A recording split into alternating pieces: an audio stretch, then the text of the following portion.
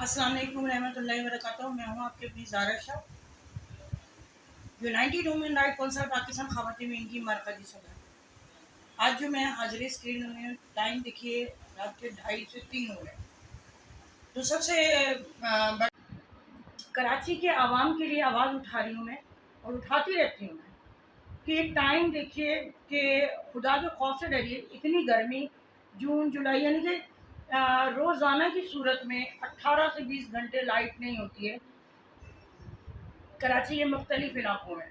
Shah Faisal colony number 5 में तो light का नामो निशान नहीं है। कराची की आवाम बेयारो मददगार है। किसको आवाज़ लगाए? सदर पाकिस्तान आसिफ अली जरदारी साहब कराची की आवाम की फरियाद और आपके लिए ख़ास पैगाम कि कौन है कराची का वारिस?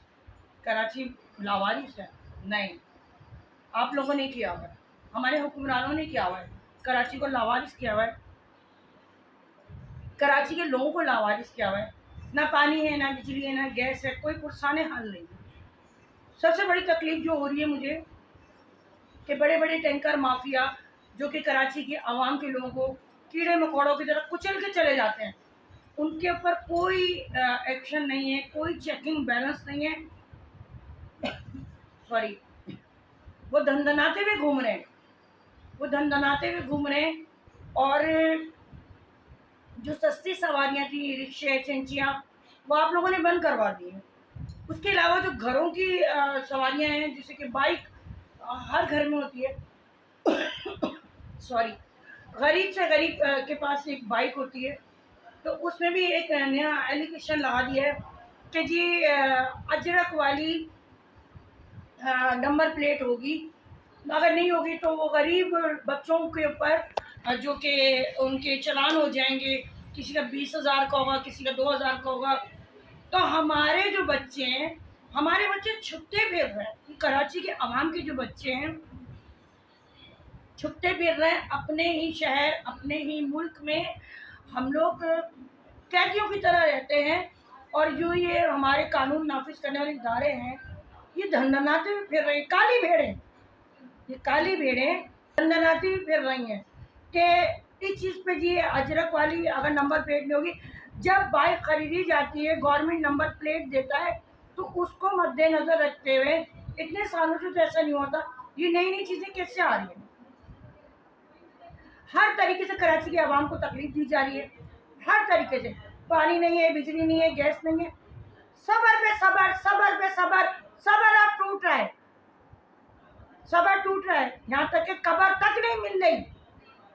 जिनका प्यारा मरता है उन लवाइकिन को कब्रें नहीं मिल रही है। मिल रही तो 60-70 हज़ार 50,000 कहाँ से गरीब करे?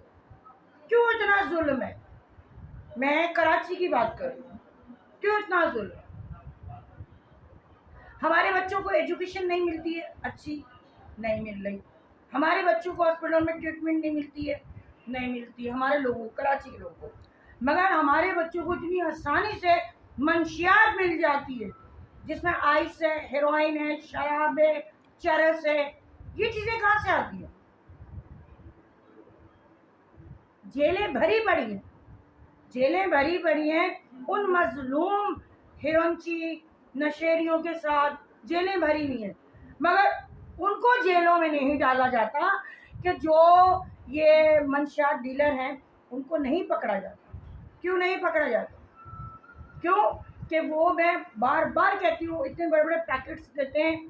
तो ये जो हमारी काली भेड़ें हैं, ये उनको कुछ नहीं कहते हैं। गरीब बच्चों को जून का महीना हो, दिसंबर का महीना हो, टोटल के महीने होते हैं, उसमें ये गरीब बच्चों को डाल दिया जाता है। इनको ये नहीं पता होता कि एक बच्चा हीरोइन जो पीता है, उसके पीछे उसके 5-6 बच्चे होते हैं। उन बच्चों का क्या होगा? उन माओ का क्या होगा? कम अज़ कम कराची के आवाम के साथ थोड़ा हल्का हाथ रखें, इतना भारी ना रखें कि कराची की आवाम जो है ना, बिल्कुल ही आप लोगों ने कीड़े मकोड़े समझ लिया। अब आ जाते हैं इस तरफ कि हमें पानी नहीं मिलता, बिल्कुल नहीं मिलता। वाटर बोर्ड में चले जाएं, पानी चलता है, मैंने माजी में ही वीडियो दिखाई, मगर हम तक नहीं पहुंचता। पानी पहुंचता है टैंकर को, टैंकर बिकते हैं, टैंकर लोगों के घरों में जाते हैं। जो गैलन में हम पानी मंगाते हैं, हम पानी खरीद के पीते हैं। ये लम्हा फिक्रिया है। कि लम्हा फ़िक्रिया है उन लोगों के लिए कि जो हुकूमत में बैठे हुए, जो सदारत में बैठे हुए, कि वो पानी कहाँ से आता है, सवाल का जवाब दिया जाए, वो पानी कहाँ से आता है। कई वाले जो 18-18, 20-20 घंटे की लाइट नहीं देते, क्यों नहीं देते? और उन इलाकों में बिल्कुल लाइट नहीं जाती है जहाँ एमपीए रहते हैं, एमएनए रहते हैं, जहाँ पर बड़े बड़े लोग रहते हैं, वहाँ लाइट तो 24-24 घंटे जाती। क्यों भाई? फिर एक जैसा रखो ना, एक लाठी से सबको हाँको। गरीब आवाम सिर्फ आपको कराची की मिली है। ख़ास तौर पे मैं शाह फैसल कॉलोनी की बात यूँ करूँगी, मैं यहाँ पैदा हुई हूँ, बड़ी हुई हूँ, मगर मैं हक की बात करती हूँ कि मेरे इलाके में यहाँ पे मैंने इलेक्शन लड़ा है, जमात इस्लामी की मैं जनरल कौंसिल हूँ, मैंने यहाँ से इलेक्शन लड़ा है। आप यकीन करें कि वो बीमार बुजुर्ग लोग जो अपने घरों में गर्मी में पड़े हैं, जिनके घर में पंखा है मगर नहीं चल रहा है, मर जाते हैं। मैं इतना ज़रूर कहूँगी कई वालों, तुम्हारे माँ बाप के साथ ऐसा हो, तुम्हारे बच्चों के साथ ऐसा हो, तुम लोग क्या हो, तुम्हारी गाड़ियों में एसियाँ, तुम्हारे घरों में एसियाँ, तुम्हारी बीवियों की किचन में एसियाँ, मगर हम गरीब लोग हैं, हम कहाँ जाएं? मुझे बताइए, बिजली हमें नहीं मिलती मगर हमारे बिल इतने बड़े बड़े आ जाते हैं। चूल्हे में गैस नहीं आती है मगर वही 15,000 16,000 का गैस का बिल आता है। पानी बिल्कुल नहीं आता है, 1 साल हो गया मेरे घर की मोटर में पानी नहीं, मगर बिल हम पेड कर रहे हैं। मगर बताइए कब तक ये जुल्म बर्दाश्त करेंगे? ये थी कराची के आवाम की आहो बका, ये थी कराची के आवाम की फरियाद, जो कि पैगाम के ज़रिए आसिफ अली जरदारी तक पहुंचाना था ज़ारा शाह ने। तो मैं अपनी आवाम से ये कहूँगी कि खुदारा चुप का रोज़ा मत रखिए, मुंह में दही मत जमा के बैठिए, अपने हकूक़ के लिए आवाज़ उठाइए।